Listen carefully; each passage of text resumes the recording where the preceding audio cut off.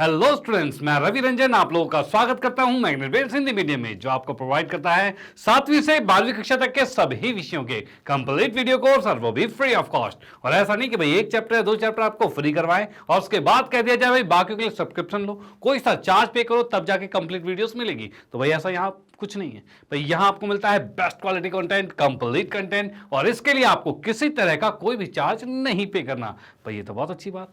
चलो इसी बात के साथ करते हैं आज के सेशन को स्टार्ट। तो आज एक करने वाले हैं एक मोस्ट इंपॉर्टेंट टॉपिक, जो कि है वृत्तों से संबंधित क्षेत्रफल, जो कि आपके कक्षा 10वीं का पाठ 12 है। और इस पूरे चैप्टर को आज फुल्ली रिवाइज करने वाले हैं, वो भी मात्र 30 मिनट में। यानी आज के सुपर 30 मिनट रिवीजन में हम पूरे चैप्टर को फुल्ली रिवाइज करने वाले हैं। और वो कैसे? तो यहां पर हम करेंगे सभी कॉन्सेप्ट को क्लियर, और साथ ही साथ कुछ मोस्ट इंपॉर्टेंट क्वेश्चन जो है उनको भी डिस्कस करने वाले हैं। यानी सेशन बहुत ही ज्यादा इंपॉर्टेंट होने वाला है भाई, कम समय और ज्यादा धमाका। तो भाई बिल्कुल आपको देखना है। तो इसके लिए भाई इस सेशन को आप अपने फ्रेंड सर्कल में जरूर शेयर कर देना, जिससे भाई उनको भी इसका फायदा मिल पाए। तो करते हैं सेशन को स्टार्ट और देखते हैं क्या क्या चीजें हैं।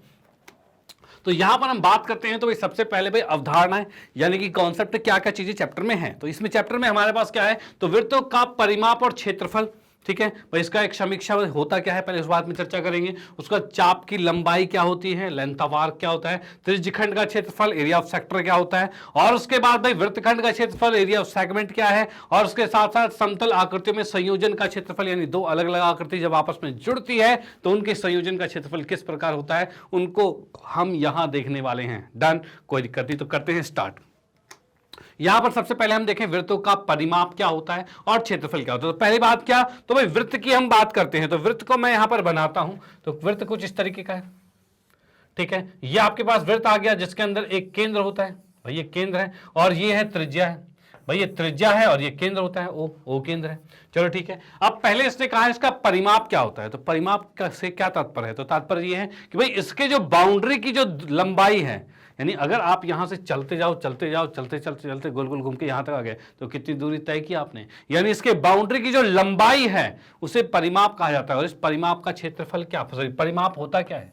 तो परिमाप का फॉर्मूला क्या होता है? तो भाई परिमाप के फॉर्मूला की बात की जाए तो परिमाप आपका होता है 2πr। ये चीज बिल्कुल माइंड में सेट कर लेना कि परिमाप आपका होता है 2πr, और ये एक तरह की लंबाई होती है। तो ये सिर्फ सेंटीमीटर, मीटर या किलोमीटर जिसमें नॉर्मली आएगी। ओके, उसके बाद हम देखते हैं भाई वृत्त का क्षेत्रफल। पहले ये क्या है? ये है वृत्त का परिमाप है, ठीक है। उसके बाद नेक्स्ट जो आपके पास है वो वृत्त का क्षेत्रफल है। भाई क्षेत्रफल की अगर मैं बात करूं, क्षेत्रफल से क्या तात्पर्य है? तो इसके अंदर का पूरा कितना क्षेत्र है, ठीक है। यानी कि अगर आप इस पे पेंट करते हो तो भाई कितनी दूरी, कितने क्षेत्र में पेंट किया आपने, तो ये क्षेत्रफल है। तो ये क्षेत्रफल कैसे निकाला जाता है? तो इसका फॉर्मूला आपके पास है भाई πr²। भाई ये बिल्कुल याद रखना। डन, कोई दिक्कत नहीं है। चलो भाई ठीक है, तो इसका स्क्रीनशॉट लो, फिर चलते हैं नेक्स्ट पे और देखते हैं आगे की चीजें क्या है। तो आगे भाई चाप की लंबाई क्या होती है। तो चाप की लंबाई की मैं बात करता हूं। तो यहां पर जैसे कि ये वृत्त आप यहां पर देख पा रहे हो, तो वृत्त के अंदर क्या है? तो अगर मैं इसी में कहूं, भाई इसी में क्या कह दूं कि भाई इसी में मैं कहूं कि भाई यहां से यहां तक की एक दूरी है, भाई यहां से यहां तक की एक दूरी है पूरी, ठीक है। और इसके अंदर मैं देख पा रहा हूं, इस दूरी के अंदर भाई ये जो दो त्रिज्याएं आपके पास हैं, उसके साथ यहां पर एक चाप बना हुआ है, ठीक है। एक चाप बना हुआ है, और इसमें क्या कहा जाएगा? तो ये आपका चाप है, और चाप को मैं लिखता कैसे हूं? तो इसकी बात की जाए तो ये ए है और ये बी है। तो यहीं पर अगर मैं कहूं कि चाप की लंबाई, भाई चाप की लंबाई जो है, तो चाप की लंबाई की अगर बात की जाए तो चाप की लंबाई में हम देख पा रहे हैं चाप हमारे पास ए बी है। और जब भी ए बी की बात करें तो दो चीजें माइंड में खटकती है। ए बी, क्या पता ए बी रेखा हो, क्या पता ए बी रेखा से बात की जाए तो हो सकता है यहां पर भाई लिखा हो कुछ ऐसा, भाई यहां से एक रेखा ऐसी हो, तो ये भी रेखा भी तो हो सकती है। तो भाई रेखा तो नहीं लेना हमें लेना है चाप। तो कैसे दर्शाया जाए? तो दर्शाने के लिए याद रखना है चाप का मतलब ऊपर एक इस तरह से चाप लगता है, यानी कि मैं इसको थोड़ा सा सेम से लगा दूं, ये ऐसा लग जाए तो ये ए बी चाप को दर्शा रहा है। ओके, और इसकी चाप की लंबाई कैसे निकाली जाती है? तो निकालने के लिए भाई यहां पर एक कोण आपको दिया रहेगा, एक कोण आपको थीटा दिया रहेगा, ठीक है। उसके अनुसार ही आपका निकल पाएगा। और हमें एक चीज पता है कि जो पूरा कोण जो होता है, भाई जो पूरा कोण जो होता है ये होता है 360 का, 360 डिग्री होगा। और पूरे में से सिर्फ थीटा वाला ही चुना जा रहा है, भाई पूरे में से थीटा वाला चुना जा रहा है। तो उसके लिए क्या चीज होगा? तो यहां पर हम लिखेंगे थीटा बटे में 360, ठीक है। और भाई यहां पर क्या, ये चाप की लंबाई है। अगर मैं बात करूं पूरे की लंबाई क्या थी, तो ये परिमाप था, और परिमाप क्या था, तो परिमाप हमने अभी इससे पहले ही पढ़ा कि 2 पाई आर था। अभी उसी पूरे परिमाप का एक टुकड़ा लिया गया और वो किसके अनुसार, थीटा के अनुसार, तो थीटा बटे 360 और साथ में आएगा 2 पाई आर, वो भी क्या परिमाप का टुकड़ा है तो वही उसी के अनुसार आएगा। डन। तो ये आपके चाप की लंबाई आ गई और आपको कोई दिक्कत नहीं होने वाली कि चाप की लंबाई कैसे निकाली जाती है। Okay, no problem. चलो ठीक है, अब चलते हैं नेक्स्ट पे और देखते हैं आगे क्या है। हाँ जी, तो नेक्स्ट हमारे पास है त्रिज्यखंड का क्षेत्रफल। तो त्रिज्यखंड के क्षेत्रफल की बात की जाए तो सबसे पहले हम जानेंगे त्रिज्यखंड होता क्या है। तो त्रिज्याएं द्वारा एक खंड बनाया जाता है। खंड कैसे, तो भाई यहां पर क्या चीज है, एक त्रिज्या ये हो गई और एक त्रिज्या ये हो गई, ठीक है। तो ये पूरे वृत्त में से ये एक टुकड़ा हमारे पास आ गया है। टुकड़ा कैसा भाई, ऐसा टुकड़ा ये आ गया पूरा, ठीक है। तो ये जो खंड आपका टुकड़ा है उसी को त्रिज्यखंड कहते हैं। और इसका क्षेत्रफल कैसे निकाला जाएगा, तो इसके लिए सबसे पहले मैंने देखा इसका कोण कितना है, तो इसका कोण थीटा है।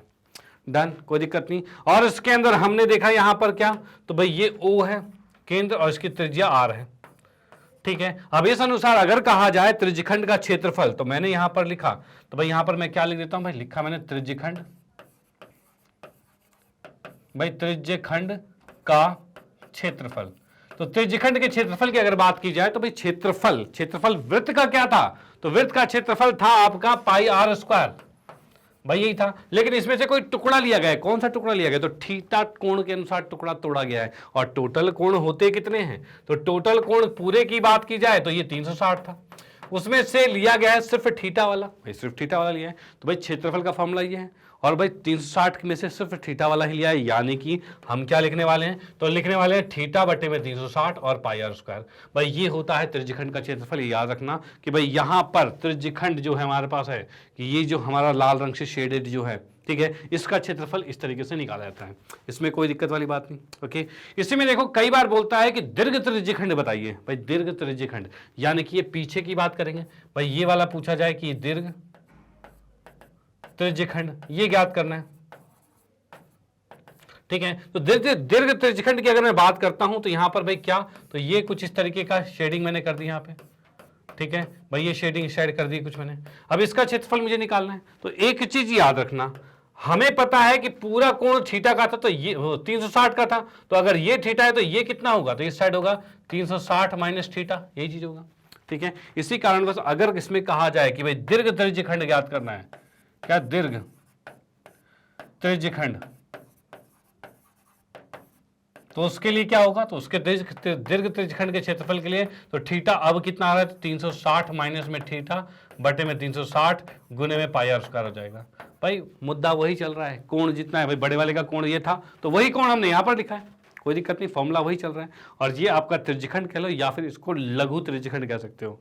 डन, कोई दिक्कत नहीं, स्क्रीनशॉट लो। चलते हैं नेक्स्ट पे और देखते हैं अगला वाला पार्ट हमारा क्या है, अगला वाला टॉपिक क्या है। अगला नेक्स्ट क्या है, तो वृत्तखंड की बात करते हैं। तो वृत्तखंड क्या होता है, तो वृत्तखंड को पहले समझते हैं कि वृत्तखंड बनता कैसे है। तो यहां पर पहले मैंने वृत्त बनाया, ठीक है, और इसके वृत्त के खंड कैसे, टुकड़ा किसके द्वारा बनेगा, तो एक जीवा, ठीक है, और एक चाप जो है, भाई जीवा और चाप के बीच का जो क्षेत्र होता है, भाई एक ये जीवा हो गया, ठीक है, और एक चाप हो गया, इनके बीच का जो क्षेत्र है, जीवा और चाप के बीच का जो क्षेत्र है, इसे कहा जाता है क्या, तो वृत्तखंड कहा जाता है, ठीक है। अब ये कैसे निकलेगा, तो इसको निकालने के लिए भाई तरीका क्या है, तो भाई यहां पर एक केंद्र था हमारे पास और यहां से 2 त्रिज्या खींच दी हमने, ठीक है। अब 2 त्रिज्या खींच दी, अगर मैं कहूं कि ये जो पूरा क्षेत्रफल है ये क्या है, तो ये तो आपका त्रिज्यखंड है। इस त्रिज्यखंड में से अगर त्रिभुज को घटा दिया जाए तो ये लाल वाला हिस्सा यानी वृत्तखंड आ जाएगा, भाई ये आ जाएगा। यानी कि भाई यहां पर हम देख सकते हैं कि भाई वृत्तखंड का क्षेत्रफल क्या होता है, तो मैंने लिखा है यहां पर भाई वृत्तखंड का क्षेत्रफल, और ये वृत्तखंड का क्षेत्रफल कितना है, तो भाई ये होता है आपका त्रिज्यखंड का क्षेत्रफल,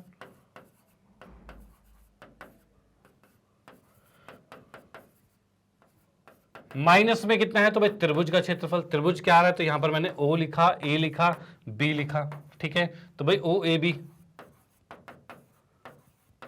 ठीक है भाई, ये 2 चीज होती है। डन, कोई दिक्कत वाली बात नहीं। ओके, चलो भाई ठीक है। अब इसको हम और किस तरीके से, भी तो हमने बेसिक चीज समझा कि किस तरह से निकलेगा। अब ये कोण थीटा है तो उस अकॉर्डिंग क्या होगा, ठीक है। तो इसके लिए क्या है, तो भाई पहले त्रिज्यखंड का क्षेत्रफल वो क्या होता है, तो त्रिज्यखंड के क्षेत्रफल की बात की जाए तो अभी हमने पढ़ा theta by 360 pi R square, भाई ये चीज होता है।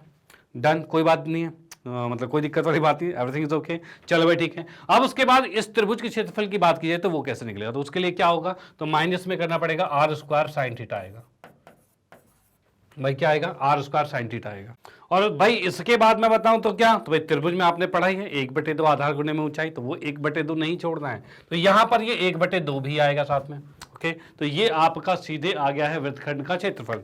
यानी कैसे भाई निकाल रहे हैं, तो त्रिज्यखंड का क्षेत्रफल, उसमें से त्रिभुज के क्षेत्रफल को घटाना पड़ रहा है। डन।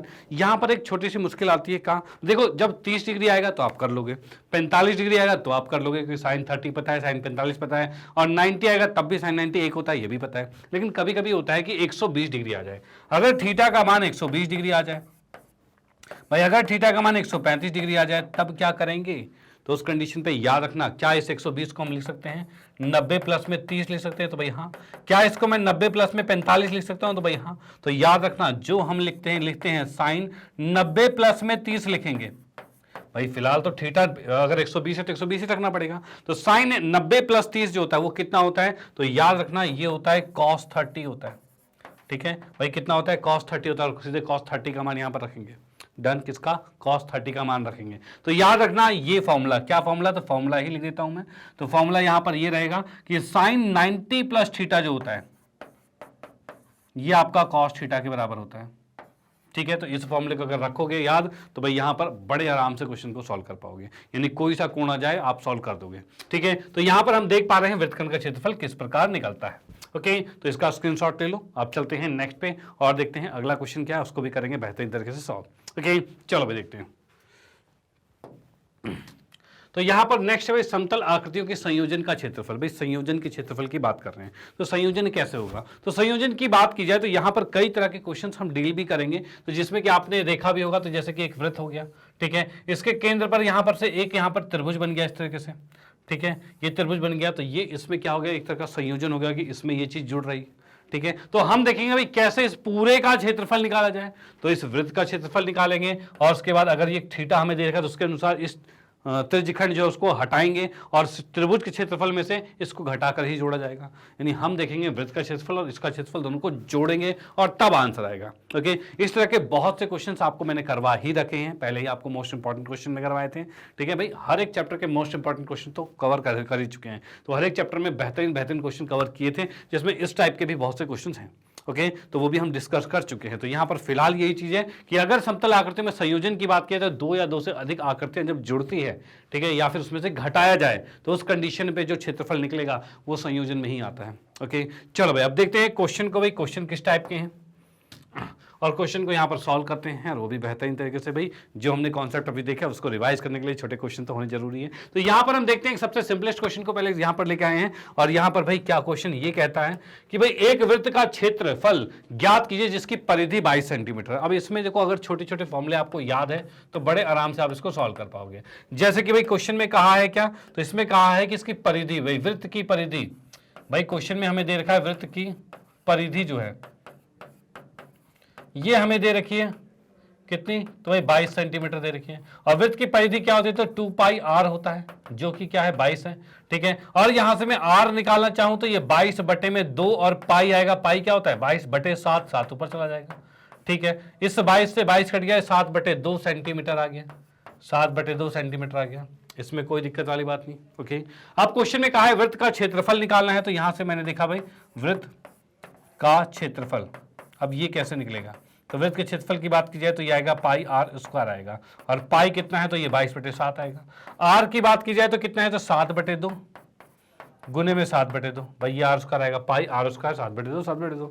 ओके, अब यहां से देखा तो 7 से 7 कट गया, 2 से कटा तो ये 11 आ गया, और 11 से 77, 77 बटे में 2, भाई इतना आ गया है, वो भी सेंटीमीटर स्क्वायर आ गया। भाई क्षेत्रफल है तो स्क्वायर में ही हमेशा आएगा।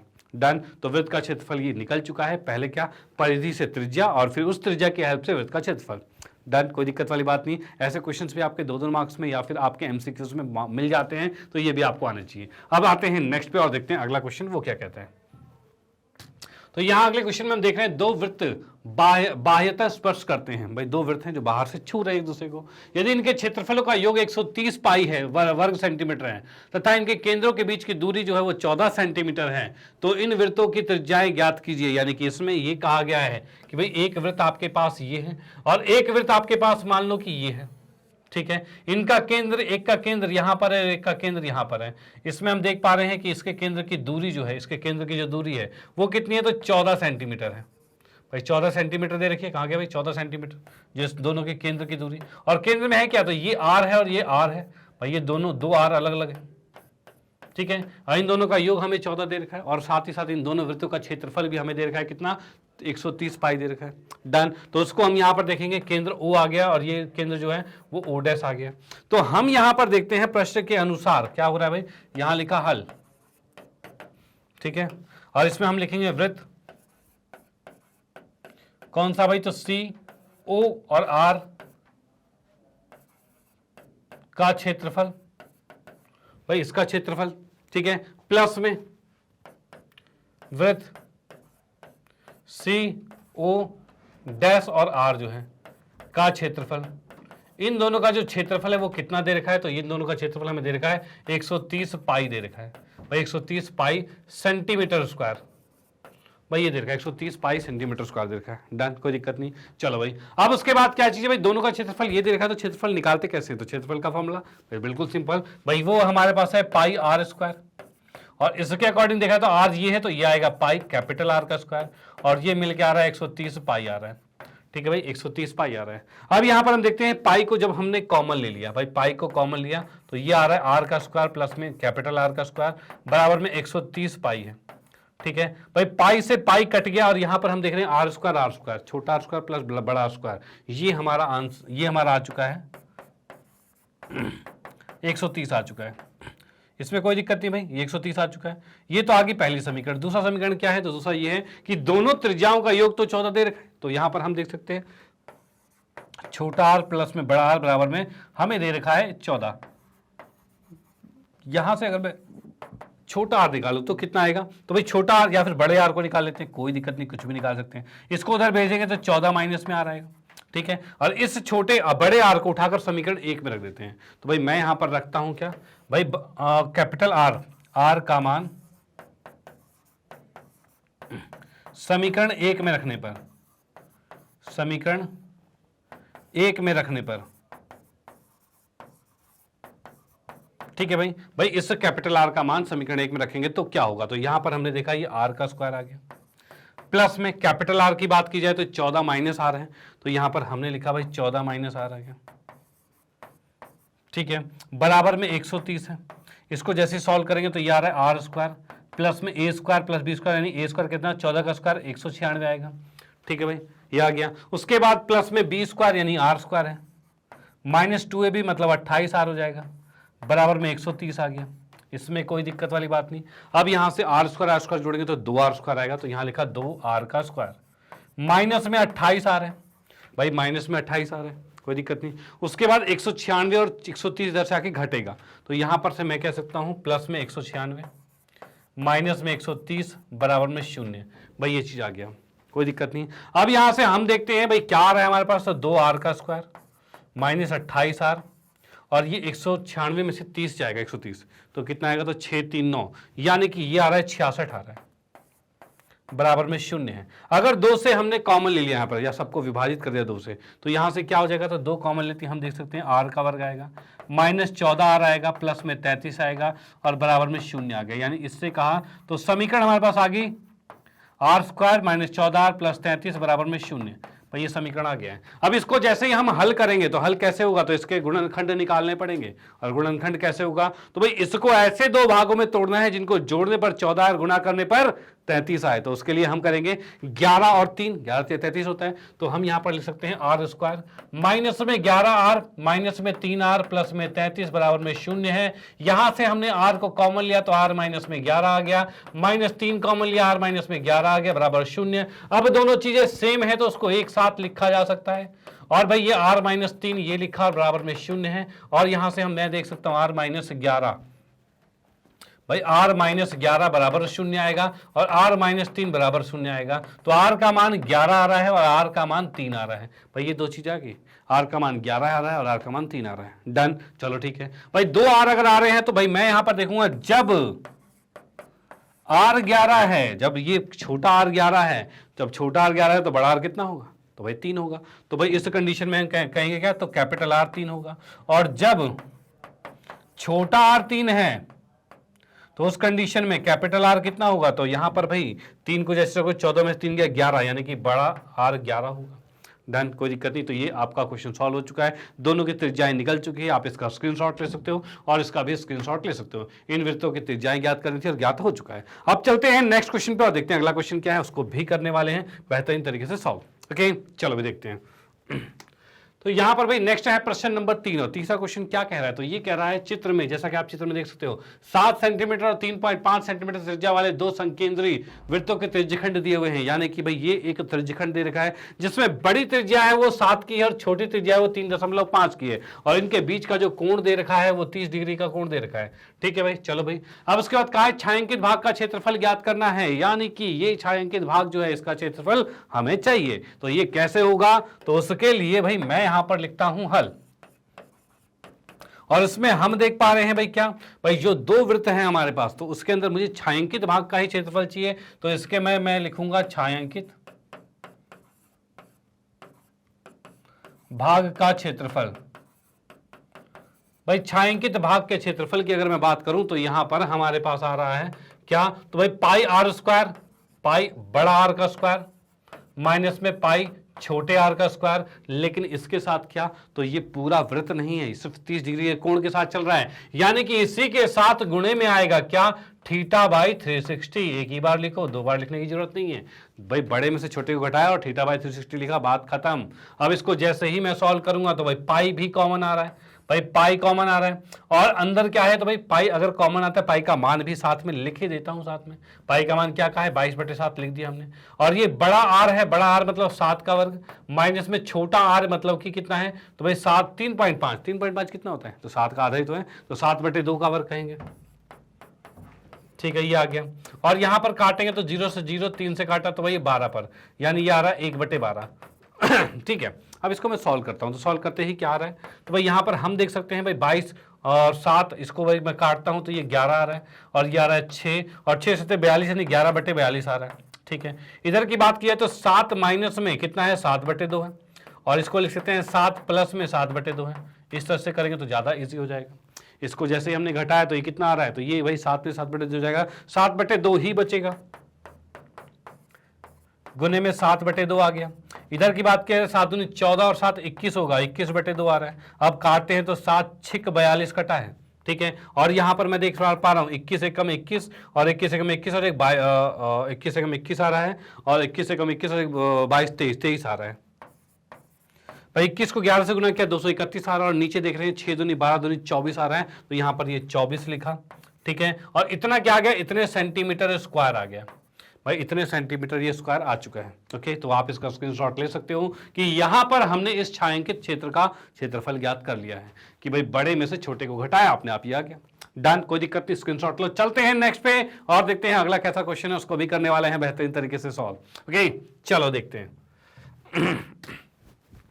हाँ जी, तो यहां पर है प्रश्न नंबर 4 और ये कहता है एक 15 सेंटीमीटर वाले वृत्त की एक जीवा AB वृत्त के केंद्र पर 60 डिग्री का कोण बनाती है। चलो ठीक है, तो दीर्घ तथा लघु वृत्तखंडों के क्षेत्रफल ज्ञात करने हैं। अब देखो क्या चीज है, तो इसने कहा है एक वृत्त है, ठीक है, और इसकी त्रिज्या कितनी है, तो 15, और इसमें कहा है AB एक जीवा है, ये AB एक जीवा है। ठीक है, और ये केंद्र है, केंद्र आ गया, और इसने कहा है ये केंद्र पर 60 डिग्री का कोण बना रहे हैं। चलो ठीक है, और साथ में इसने कहा है दीर्घ तथा लघु वृत्तखंड का क्षेत्रफल, यानी इसका क्षेत्रफल हमें ज्ञात करना है, इसका क्षेत्रफल ज्ञात करना है। तो यहां पर सबसे पहले मैं आता हूं इसके हल में, और यहां पर लिखा हमने क्या भाई, तो त्रिज्या कितनी है भाई वृत्त, यहां पर हम लिखते हैं भाई, इसमें लिखा वृत्त की त्रिज्या, भाई वृत्त की त्रिज्या कितनी है, तो त्रिज्या की अगर मैं बात करता हूं तो यहां पर हमें दे रखा है ये R, और वो भी कितना, तो भाई ये दे रखा है 15 सेंटीमीटर। चलो ठीक है, त्रिज्या 15 सेंटीमीटर दे रखा है। अब हम सीधे लिखते हैं भाई क्या, वृत्त खंड का क्षेत्रफल, वृत्तखंड का क्षेत्रफल। तो भाई वृत्तखंड के क्षेत्रफल की बात की जाए यानी नीचे इसकी बात की जाए तो ये कैसे निकलेगा, तो भाई इस पूरे त्रिज्यखंड में से त्रिभुज को घटाना होगा। यानी मैं यहां पर लिखूंगा क्या, तो भाई यहां पर सीधे हम फॉर्मूला ही लिखेंगे क्या, theta by 360 pi R square, R कितना है 15, इसका स्क्वायर होगा, माइनस में 1/2 आर स्क्वायर यानी 15 स्क्वायर, और फिर साइन थीटा साइन 60 आएगा। ठीक है भाई, ये चीज आ गया, कोई दिक्कत वाली बात नहीं। अब इसको जैसे सॉल्व करेंगे तो 6×36 कट गया। अब दोनों में क्या है भाई, पाई कहीं है तो नहीं है, तो पाई का मान रखा हमने क्या, तो पाई का मान 3.14 रखना है, तो 3.14 गुने में 15 गुने 15 आएगा, बटे में 6 है, माइनस में 1/2 है, और √15 मतलब 15 गुने में 15 आ रहा है, और गुने में साइन 60 मतलब कि √3/2। भाई ये चीज हमारे पास आ रही है। ओके, अब देखते हैं क्या कुछ कट रहा है, तो भाई कुछ कॉमन चीजें आ रही है, उसको कॉमन ले लेते हैं। तो कॉमन भाई 15 गुने 15 कॉमन आ रहा है, उसको बाहर ले लिया। ठीक है, अब भाई यहां पर मैंने 15 गुने 15 यानी 225 को बाहर ले लिया। ठीक है, बच गया क्या, 3.14 बटे में 6 है, माइनस में √3 बटे में 4 बचा है। ठीक है, और √3 का मान कितना है, तो 1.73 लेना है, तो यहां पर भाई मैंने ले लिया इसका मान 1.73। अब इसके एलसीएम की बात की जाए तो एलसीएम कितना आएगा, तो 225 है, इसका एलसीएम मैंने ले लिया तो 6 दूनी 12 12 आएगा। भाई 6 दूनी 12 2 से गुना करती है 6.28 आएगा। ठीक है, माइनस में 4 तिया 12 3 पर जा रहा है, तो 3 से ऊपर गुना करेंगे तो 3 तिया 9 आ रहा है। ठीक है, और 3 सते 21 का 1 हासिल 2, 3 एकम 3 2 5 आएगा, और भाई 5.19 भैया आ रहा है क्या, 5.19 आ रहा है। डन, कोई दिक्कत नहीं है। तो इतने ये जो आ गया है ये हमारा सेंटीमीटर स्क्वायर में चल रहा है।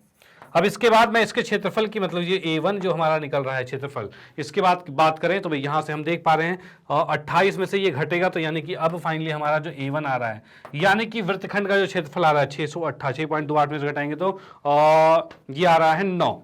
ठीक है, यानी कि 1.09 1.09 225 गुने में 1.09 और बटे में कितना आ रहा है, तो भाई 12 आ रहा है। भाई इसको अब गुणा करके भाग करेंगे, और गुणा करके भाग करेंगे तो भाई इसका आंसर क्या आएगा, तो भाई इसको मैं देखता हूं यहां पर 225 को मैं गुना कर रहा हूं 109 के साथ, जैसे कि हम देख पा रहे हैं। तो यहां से भाई पहले भी 9 पंचे 45 का 5 हासिल 4 9 दूनी 18 18 और 4 कितना होगा, तो भाई 18 4 22 का 2 हासिल 2। ठीक है, 9 दूनी 18 19 20 आ रहा है। ठीक है, 0 से क्या, तो भाई 0 0 ही आएगा। अब 1 से क्या, तो भाई कितना आएगा, तो भाई 5 2 2 ही आ रहा है। अब यहां पर देखा भाई 5 आ रहा है, 2 आ रहा है, 5 आ रहा है, और भाई कितना है, तो ये 2 दूनी 9 दूनी 18 2 दूनी 2 2 4 आया है, और ये 2 आ रहा है। ठीक है, अब यहां पर मैं देख पा रहा हूं 245.25 होगा, क्योंकि पॉइंट यहां था। ठीक है, तो यहां पर भाई मैंने लिखा क्या, 245 दशमलव कितना आ रहा है, तो भाई 25 आ रहा है। ठीक है, और बटे में 12 है, तो 12 से जैसे ही मैं इसको भाग करूंगा तो 12 से भाग करने पर कितना आ रहा है, तो भाई यहां पर देखा 24 और 5.25 है, इसको 12 से भाग किया तो 12 दूनी 24 आ गया। भाई कट गया, ये ऊपर से उतारा 5। अब भाई नहीं सॉल्व हो पा रहा तो भाई 0 लगाया और फिर पॉइंट लगाया, फिर हम 2 लेके आएंगे, 12 चौक 48 आएगा।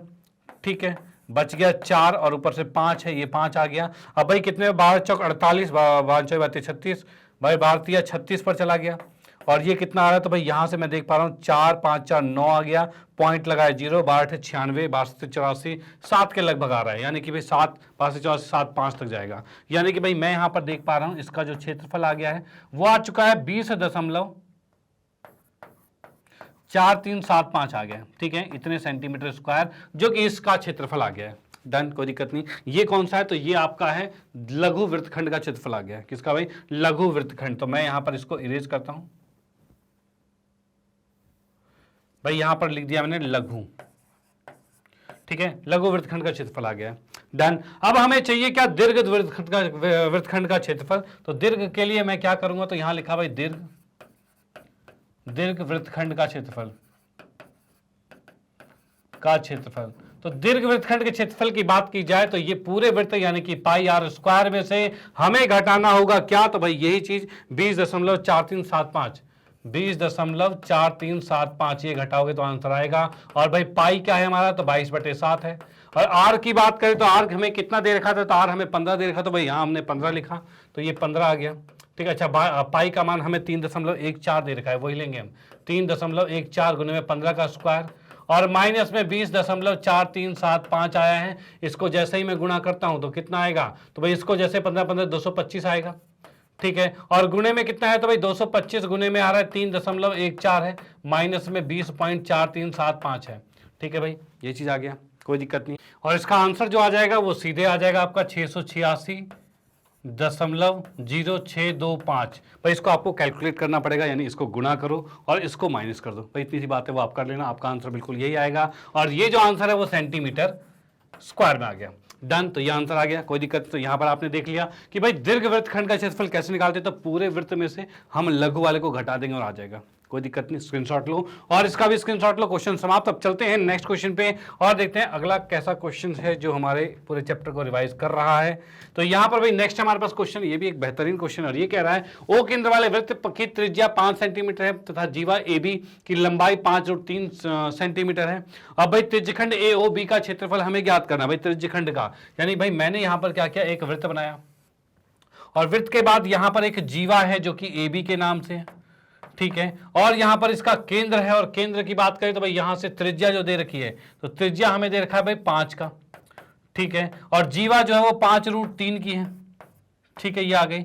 और ये भी हमारे पास आ गया, ये भी 5 की ही त्रिज्या है। अब क्वेश्चन में ये कहा गया है कि भाई त्रिज्यखंड का क्षेत्रफल निकालना है, भाई ये ओ केंद्र है तो इस हिसाब से त्रिज्यखंड का क्षेत्रफल कहा जाए तो भाई ये हमारे पास पूरा है, भाई ये पूरा क्षेत्रफल हमें ज्ञात करना है। अब ये कैसे ज्ञात होगा, तो इसको ज्ञात करने का भाई एक तो तरीका, भाई थीटा हमें पता हो तभी ज्ञात कर पाएंगे, थीटा तो हमें पता ही नहीं कैसे निकलेगा, तो थीटा भी बड़े प्यार से निकालेंगे। उसके लिए हमें छोटा सा रचना करना पड़ेगा। उसके लिए क्या चीज, तो भाई एक यहां पर लंब खींचा हमने, और लंब खींचते क्या होगा, तो याद रखना केंद्र से कभी भी जीवा पर लंब खींचते हैं तो वो उसे 2 बराबर भागों में बांटता है।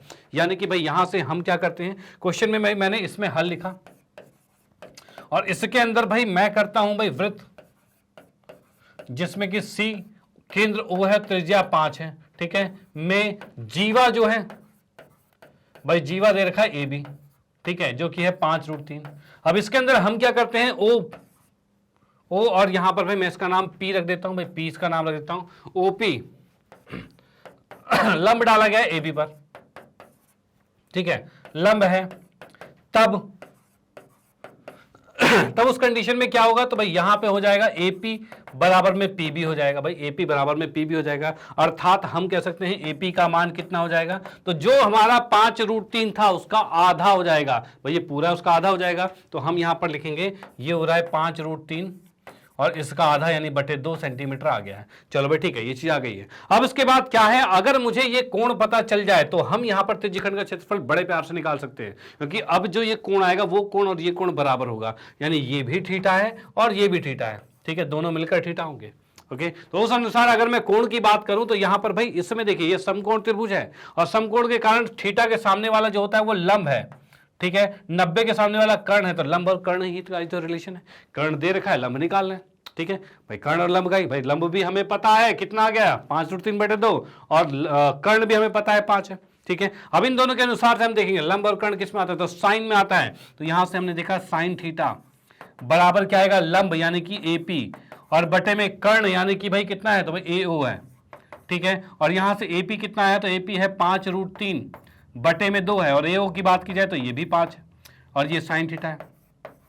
यहां से 5 से 5 कट गया और ये आ गया √3/2। अब मुझे फटाफट बता दो साइन थीटा √3/2 कब होता है, तो ये होता है किस पे, तो 60 डिग्री पे, 60 डिग्री पे। तो यहां से मैं देखता हूं कि थीटा का मान कितना आ गया, तो 60 डिग्री आ गया, ठीक है। और थीटा का मान 60 डिग्री आ गया तो उस कारण से हम कहेंगे कि एंगल AOB जो है, जो ये त्रिज्यखंड का पूरा कोण है वो 2 थीटा है, 2 थीटा है, जो कि कितना आ जाएगा 2 गुने में 60 यानी कि कितना आ गया 120 डिग्री आ गया है। कितना भाई 120 डिग्री आ चुका है। डन, कोई दिक्कत नहीं। चलो भाई, तो ये 120 डिग्री आ गया तो उस अनुसार हम कहेंगे क्या, तो उस अनुसार हम कहेंगे त्रिज्यखंड का क्षेत्रफल, भाई त्रिज्यखंड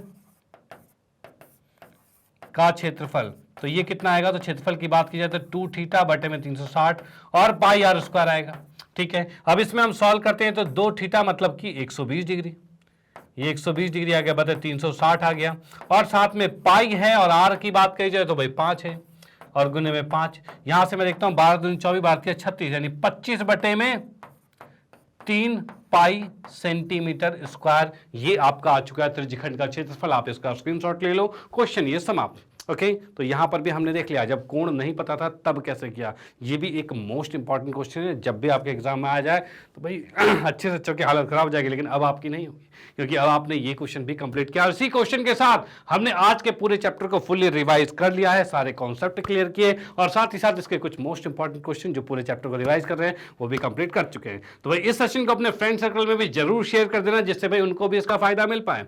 और आपने इससे पहले के वीडियोस अगर नहीं देखे, क्योंकि इस चैप्टर से पहले के सभी चैप्टर्स हमने कंप्लीट करवा चुके हैं, जो आपके सुपर 30 मिनट रिवीजन है, यानी मात्र 30 मिनट के अंदर पूरे चैप्टर को रिवाइज करवा दिया है, जो कि आपके एग्जाम टाइम के लिए बहुत ही बेहतरीन होने वाला है। ओके तो ये सारे चैप्टर कंप्लीट हो चुके हैं और नेक्स्ट क्लास में हम नेक्स्ट चैप्टर को भी लेके आएंगे, तो उसके लिए भी साथ में बने रहना। ओके चलो भाई, तो भाई इसका स्क्रीनशॉट तो आपने ले लिया हो तो होगा। अब इसको मैं इरेज करता हूं और इसी के साथ फाइनली आपको बताना चाहता हूं मैग्नेट ब्रेन के बारे में। तो भाई मैग्नेट ब्रेन एक ऐसा प्लेटफॉर्म है जो आपको प्रोवाइड करता है केजी से 12 क्लास तक के सभी विषयों के कंप्लीट वीडियो कोर्स, और वो भी फ्री ऑफ कॉस्ट। और ऐसा नहीं कि भाई 1-2 चैप्टर फ्री उसके बाद पैसा, तो भाई ऐसा यहाँ कुछ नहीं है। यहाँ पे हर चीज मिलती है बेस्ट क्वालिटी, यानी हाई क्वालिटी एजुकेशन और 100% फ्री।